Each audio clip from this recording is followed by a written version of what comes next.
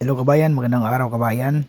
Mercedes-Benz tayo kabayan. Bago ang lahat kabayan, huwag kalimutang mag-subscribe at i-click ang notification bell for more car repair tips and tutorial kabayan.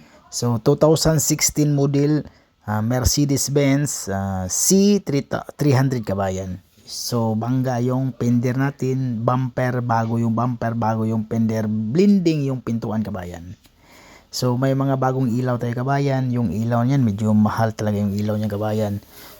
Umaabot siya ng 80,000 sa piso yung ilaw. Bumper nasa 60,000 kabayan. Yung fender medyo mura lang yung fender kabayan. Nasa $300. So nasa 48 mga 20 kabayan.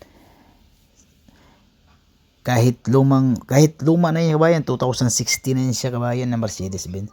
So, tanggalin natin yung bumper kabayan. Saglit lang tanggalin yung bumper. Hindi pala mahirap tanggalin yung bumper kabayan. Kasi yung clip ng kabayan, talagang mahirap sundutin yung clip niyan. Mahirap hilahin. Hindi katulad sa mga Toyota talaga kabayan. Yung clip niyan may groove. Kaya mahirap tanggalin. Tapos may 10mm sa gilid. Sa gilid yung dugtungan ng pindel sa bumper. May dalawang bolt niya na 10mm. So kabilaan yan kabayan. Tapos sa baba naman kabayan, gumagamit tayo ng 8mm. Okay? So sa taas naman, gumagamit tayo ng flower. So enjoy watching kabayan. So yun na nga kabayan.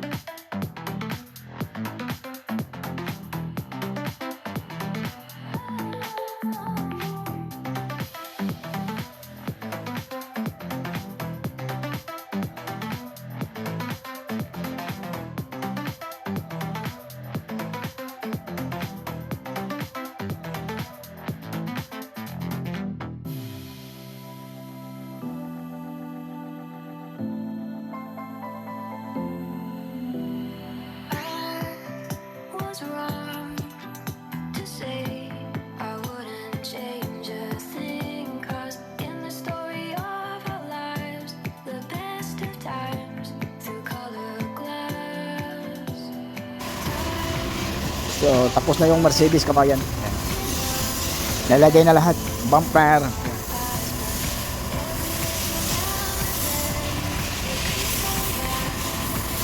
Yung alignment niya kabayan, okay lang kabayan.